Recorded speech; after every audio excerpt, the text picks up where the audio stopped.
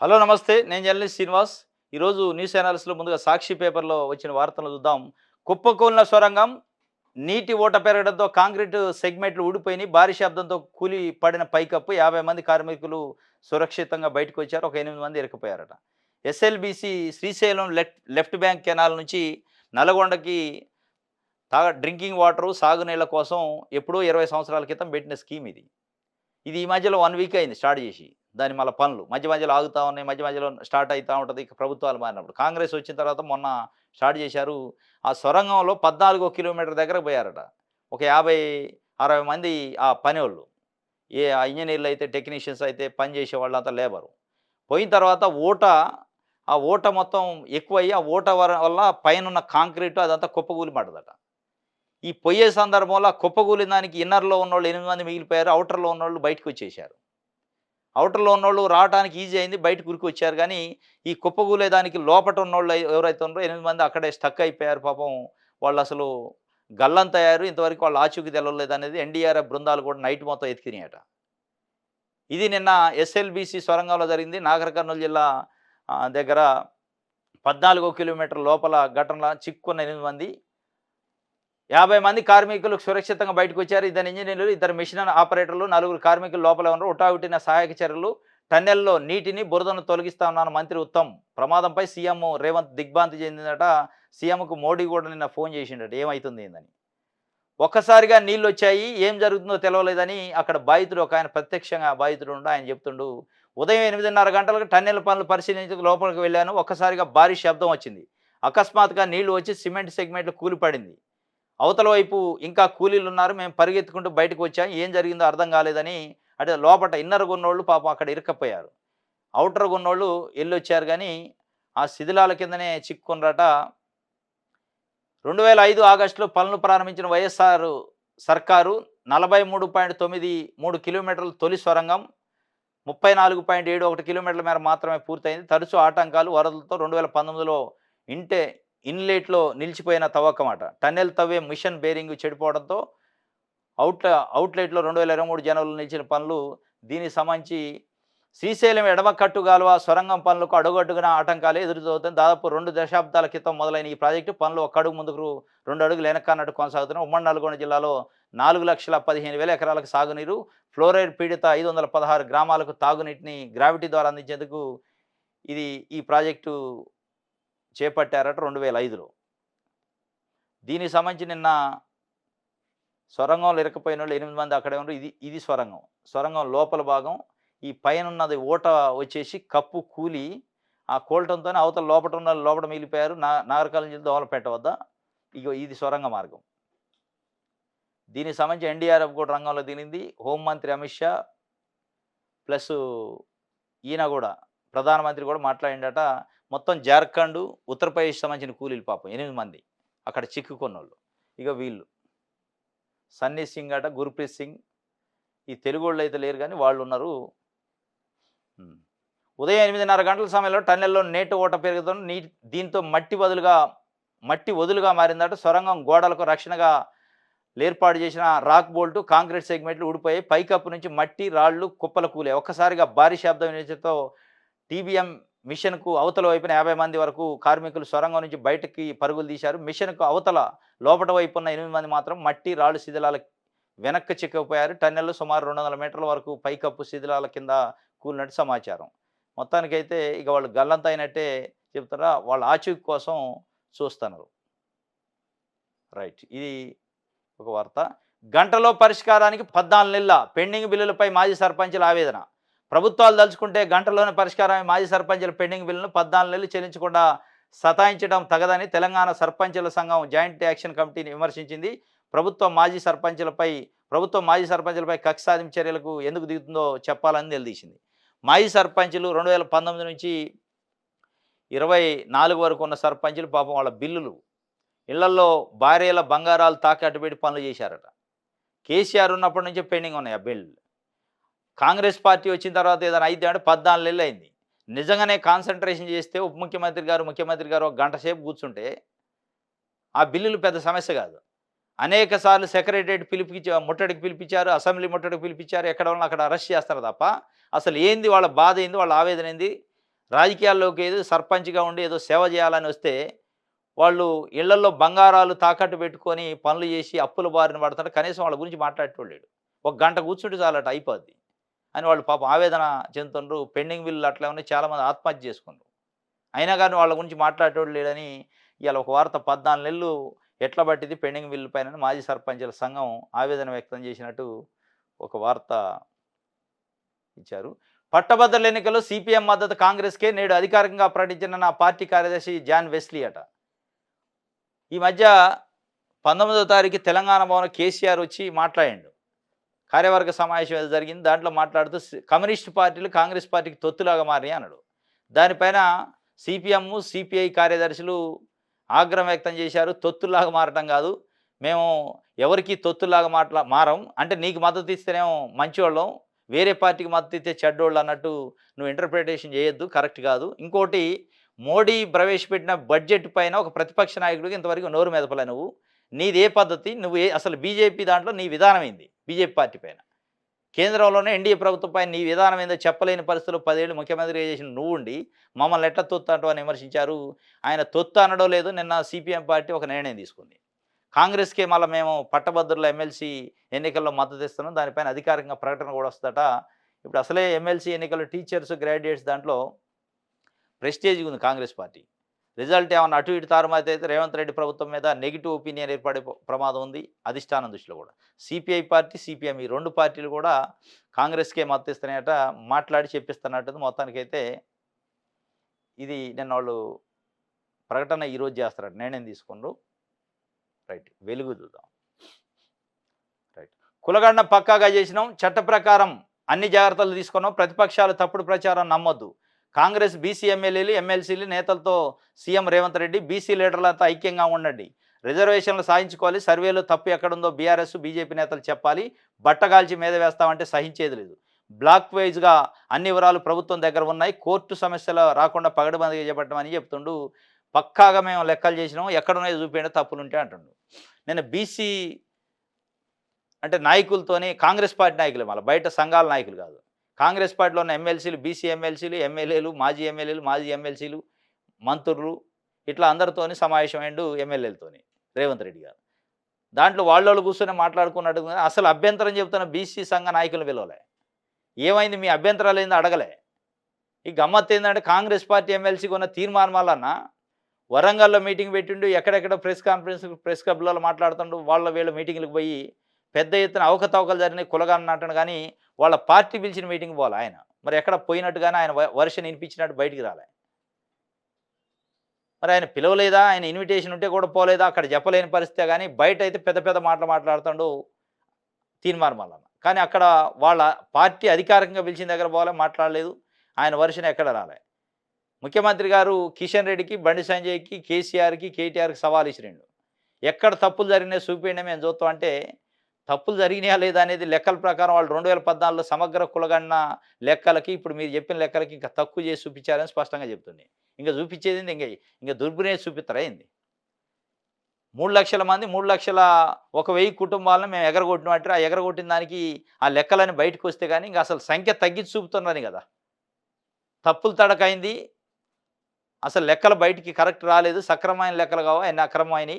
అందులో కూడా బీసీలు 56%లో 10% ముస్లింలు కలిపారు. అది ఏ పద్ధతిలో కలిపారు? ఏ రకమైన స్ట్రాటజీ అది అనేది వాళ్ళు అడుగుతున్నారు స్పష్టంగా. కులగణనలో కులాల వారీగా లెక్కలు కూడా మీరు బయట పెట్టట్లేదు. ఆ లెక్కలు కూడా తక్కువ చేసి చూపించారు. అది బీసీలను తక్కువ చేసి చూపించారు. 51% పైగా అప్పట్లోనే కేసీఆర్ చేసిన సర్వేలో బీసీలు ఉన్నాక ఇవాళ 46%కి ఎట్టొస్తారు? ముస్లింలు లేకుండా తగ్గద్దా పెరగాలి కానీ అనేది బీసీలు చెప్తుంది. ఆయన అయితే ఏమి అంటే మొత్తానికి అయితే బీసీ కులగణన విషయంలో కాంగ్రెస్ పార్టీకి రావాల్సిన మైలేజ్ రాలే వాస్తవంగా. ఆ మైలేజ్ కోసం నానా రకాల తంటాలు పడతాం. దానికోసం బీసీ నాయకులతో, కాంగ్రెస్ పార్టీ నాయకులతో సమావేశం పెట్టి అంతా మంచిగానే ఉందని చెప్పే ప్రయత్నం చేస్తాను. కానీ గ్రౌండ్ లెవెల్లో అసలు చర్చ లేదు. గ్రామాలలో 70 సంవత్సరాల నుంచి లేనిది కులగణన కాంగ్రెస్ పార్టీ చేపట్టింది, చాలా అద్భుతం అనే ఒక క్రెడిట్ కాంగ్రెస్కి రాలే. అంటే వీళ్ళ సమన్వయ లోపం, అసమర్థత. ఆ కులగణన అంతా ఫెయిల్యూర్ అయిందనేది ఒక ప్రచారం జరిగింది. అదే ప్రచారం ఇవాళ ప్రజల్లో ఉంది. ఆ ప్రచారాన్ని పాజిటివ్ చేసుకోవడానికి ప్రయత్నం చేస్తున్నారు తప్ప ఎక్కడ జరిగింది అసలు అనేది ఆ బీసీ సంఘాలు, బీసీ ఎవరైతే విమర్శిస్తున్నారో వాళ్ళని పిలుచుకొని మాట్లాడతారు రేవంత్ రెడ్డి. వాళ్ళని అవాయిడ్ చేసిండు. ఇది ఒక వార్త. ఇంకోటి దేశవ్యాప్త కులగణనకు బీజేపీ ఒప్పుకుంటుందని బీసీ రిజర్వేషన్ పెంపు బిల్లుకు సపోర్ట్ చేస్తుందని MP BJP Rajya Sabha member R Krishnaiah చెప్తుండు. బీసీ సంఘం నాయకుడు దేశవ్యాప్త కులగణనకు బీజేపీ ఒప్పుకుంటుంది అంటుండు. అదే బీజేపీ నాయకులు కులగణనతోని కొరివి గోక్కొనరు అని బీజేపీ నాయకులే చెప్తున్నారు. కాంగ్రెస్ పార్టీ కులగణన పేరుతోని వాళ్ళ కొరివి వాళ్ళే గోక్కుంటున్నారు. ఇది పెద్ద ప్రమాదం. విభజన అయింది, దేశం సిచ్చు పెట్టినట్టు అయింది, ఒక ఘర్షణ లేస్తుందని వాళ్ళు చెప్తారు. మరి ఈయన బీసీ సంఘం నాయకుడికి ఏం చెబుతూ బీజేపీ ఒప్పుకుంటుంది నాకు చెప్పారంటుండు. బీజేపీ ఒప్పుకుంటున్నట్టు కానీ వాళ్ళ స్టాండ్ ఎక్కడా లేదు. ఈయన అందులో ఉండు కాబట్టి తంటలు పడతాడు ఆయన. ఇది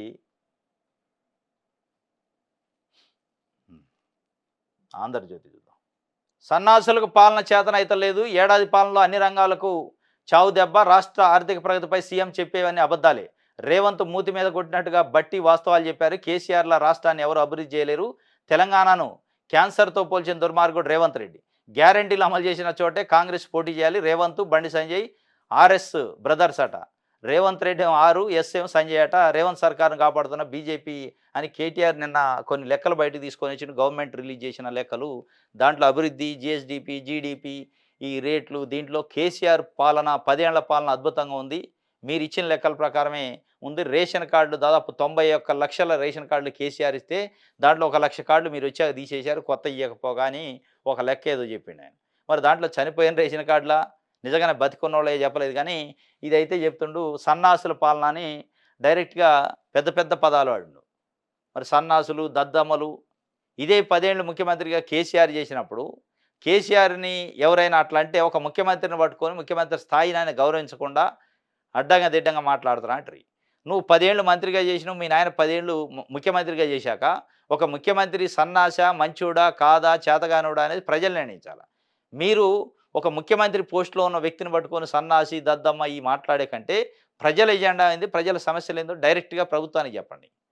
వ్యక్తిగత విమర్శలు చేసుకోవటం వల్ల దానివల్ల ప్రజలకు లాభం ఉండదు, మీకు పార్టీకి లాభం ఉండదు.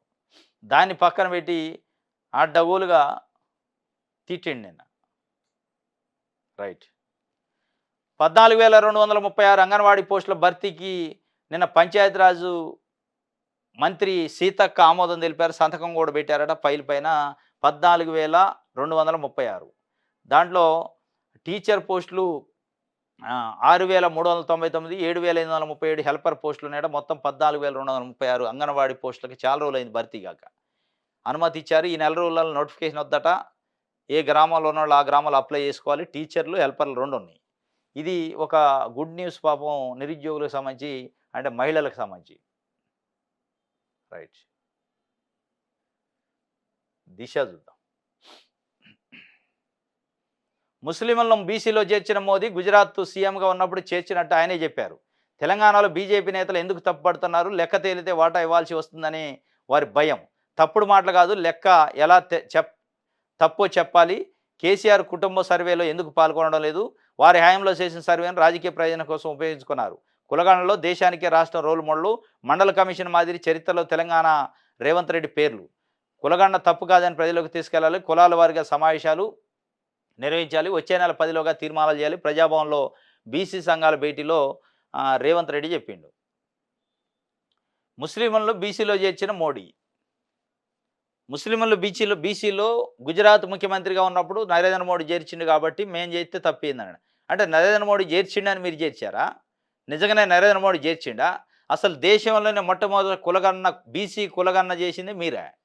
మరి నరేంద్ర మోడీ ఎక్కడ బీసీ కులగణన చేసిండు? బీసీల కులగణనే లేనప్పుడు బీసీల్లో ముస్లింలు చేర్చినట్టు ఎడ చెప్తారు మీరు? దేశంలో మొట్టమొదటి చేసింది రేవంత్ రెడ్డి ప్రభుత్వమే అంటున్నారు. అన్నాక ఇక బీసీల లెక్కలెక్కడి ఉంటే గింటే తెలంగాణలో ఉండాలి. కులగణన చేసింది మేమే, 70 ఏళ్లలో ఎవరు చేయలేదు, ఆ ఘనత మాదే అని చెప్పాక గుజరాత్లో మోడీ ఎప్పుడు చేసిండు, ఆ చేసిన దాంట్లో బీసీల దాంట్లో ముస్లింలు ఎప్పుడు కలిపిండు? ఇవన్నీ ఈ రాజకీయ విమర్శలకు పనికి వస్తాయి తప్ప కన్స్ట్రక్టివ్గా లేదు. మీరు చేస్తున్న పని మీరు ప్రజలకు చెప్పుకోండి. ఆ చేసే పని ప్రజలు నమ్మేటట్టు, ప్రజలు నమ్మే విధంగా చెప్తే నమ్ముతుడు. అనుమానాలు, ఆందోళనలు, గందరగోళం చేసి మీరు ఆ గందరగోళం, అనుమానాల నుంచి బయటపడటానికి ఇంకొక రకమైన గందరగోళం క్రియేట్ చేస్తే కుదరదు. అది చేసినట్టే ఉంది. జరిగిన గందరగోళానికి ఇంకో గందరగోళం. ఒక అబద్ధానికి 10 అబద్ధాలు ఆడినట్టు.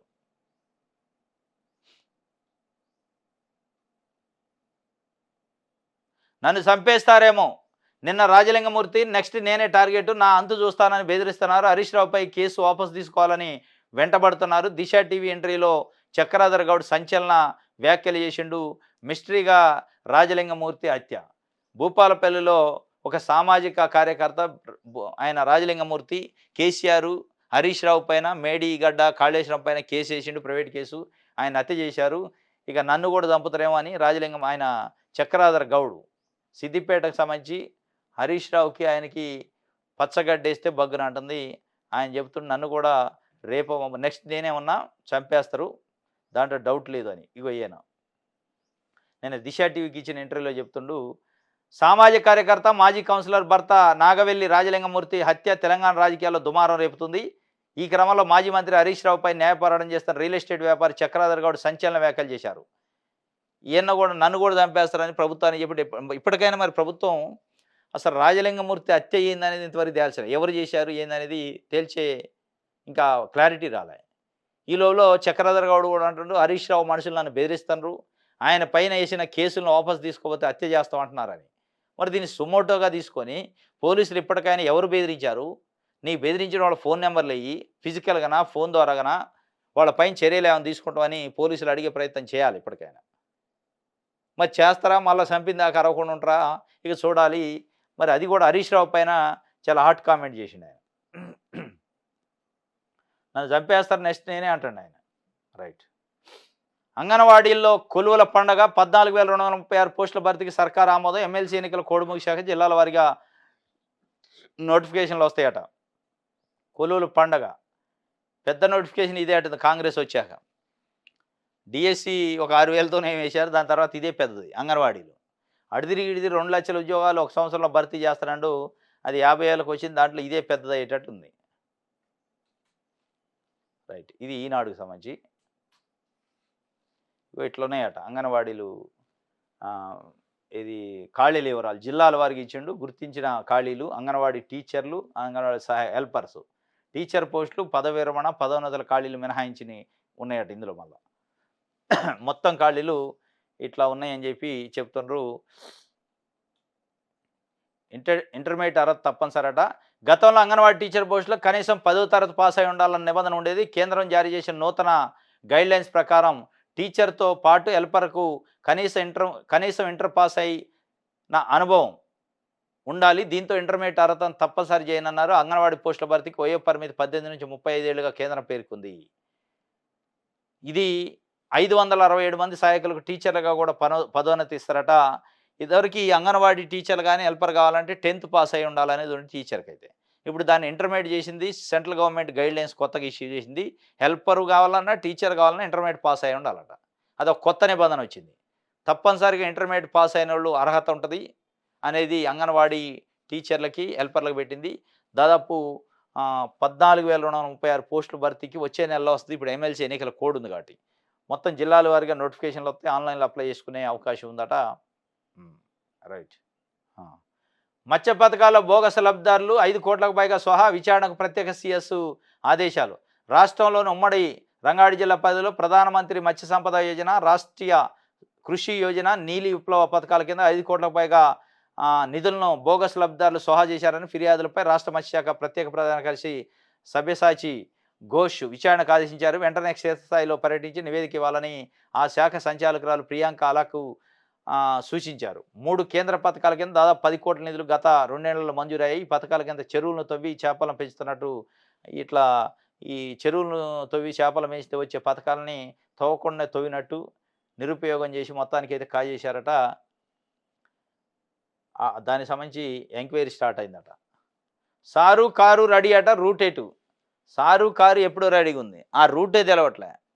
ఆ ఫామ్ హౌస్ నుంచి బయటకు రావట్లా సారు రాట్లే, కారు రాట్లే. ఇక రూట్ ఎక్కడిది? బయటకు వస్తే రూట్ ఏదో ఒకటి పడిద్ది. నల్గొండ పోవాలన్నా, నిజామాబాద్ పోవాలన్నా, కరీంనగర్ పోవాలన్నా ప్రజల సమస్యలు చాలా ఉన్నాయి. రూటు ప్రజా సమస్యలే, బొచ్చెడు సమస్యలు ఉన్నాయి, రెడీగా ఉన్నాయి. మీకు రూటు దారి వేసే ఉంది, రహదారి రాజమార్గం రెడీగా ఉంది, మీరు రావటమే ఆలస్యం ఉంది. బీఆర్ఎస్ ఓట్లు ఎవరికో ఎమ్మెల్సీ ఎన్నికల్లో అభ్యర్థులు మల్లగొల్లాలు 27న ఒక గ్రాడ్యుయేటు 2 టీచరు ఎమ్మెల్సీ స్థానాలకు ఎన్నికలు 3 స్థానాలకు అభ్యర్థులు ప్రకటించిన బీజేపీ గ్రాడ్యుయేట్కే పరిమితమైన కాంగ్రెసు పోటీకి బీఆర్ఎస్ దూరం నియోజకవర్గాల వారిగా బీఆర్ఎస్ ఓట్లు చీలే అవకాశం అట ఉంది. బీఆర్ఎస్కు ఉన్న ఓట్లు ఎటుపోవాలి ఇప్పుడు వాళ్ళు ఎక్కడా పోటీ పెట్టలే. 2 టీచర్ ఎమ్మెల్సీలు ఒక గ్రాడ్యుయేట్ ఎమ్మెల్సీ ఎన్నికలు జరుగుతున్నాయి. దాంట్లో మూడిట్లో ఎక్కడ పోటీ పెట్టలే. ఈ మూడిట్లలో బీజేపీ 100% పోటీలో నిలిచుంటుంది. ఇంకా కాంగ్రెస్ కూడా డైలమాలు ఉంది. టీచర్ ఎమ్మెల్సీకి సంబంధించి డైరెక్ట్గా పోస్టులు వాళ్ళు అభ్యర్థులను పెట్టలే, ఎవరికో ఒకళ్ళ మద్దతు ఇయటమే. ఒక్క గ్రాడ్యుయేట్ ఎమ్మెల్సీకే నరేందర్ రెడ్డిని ప్రకటించారు. ఆయనకు కూడా పార్టీ నుంచి సరైన సహకారం లేదనే వాదన వస్తుంది. ఈ 3 టీచర్ ఎమ్మెల్సీ టీచరు గ్రాడ్యుయేట్ ఎమ్మెల్సీలకు సంబంధించి రిజల్టు పైన కాంగ్రెస్ పార్టీ ఆందోళన ఉంది, కానీ దానికి సరైన పని చేయట్లే. ఇందులో బీఆర్ఎస్తో అత్యంత ప్రమాదం ఉంది కాంగ్రెస్కి. బీఆర్ఎస్కున్న ఎమ్మెల్సీ ఓట్లను ఎట్టేస్తారంటే కాంగ్రెస్ అభ్యర్థికి అయితే వేసే అవకాశం ఉండదు. బీజేపీకి సహకరిస్తారనేది ఒక చర్చ. బీజేపీకి ఇట్లా నిజంగానే సహకరిస్తే బీజేపీకి మైలేజే వస్తుంది. ఒకటో ప్రాధాన్యత ఓట్లు మొత్తం బీఆర్ఎస్కి బీఆర్ఎస్ ఓట్లని బీజేపీకి వేస్తే వాళ్ళకి ఎట్లాగ మైలేజ్ వస్తాయి. బీజేపీకి ఇట్లా గెలిచింది అంటే మళ్ళీ కేంద్రంలో అంటే అధిష్టానం దగ్గర రేవంత్ రెడ్డి పల్సన్ అవుతారు. ఇక్కడ ఉన్న బీజేపీ నాయకత్వం పైన మోడీకి అమిత్ షాకి ఒక నమ్మకం వస్తుంది. దాని తర్వాత అధ్యక్షుడిని నియమించే అవకాశం కూడా ఉందట. బీఆర్ఎస్ ఓట్లు ఎవరికో అనే దానిపైనే రిజల్ట్ కూడా ఆధారపడి ఉంటుంది. ఇది మన తెలంగాణ సంబంధించి. ఎస్, ఇది ఈరోజు న్యూస్ అనాలిసిస్. రేపు తాజా వార్తలతో నేను తిరిగి కలుసుకుందాం. Thank you.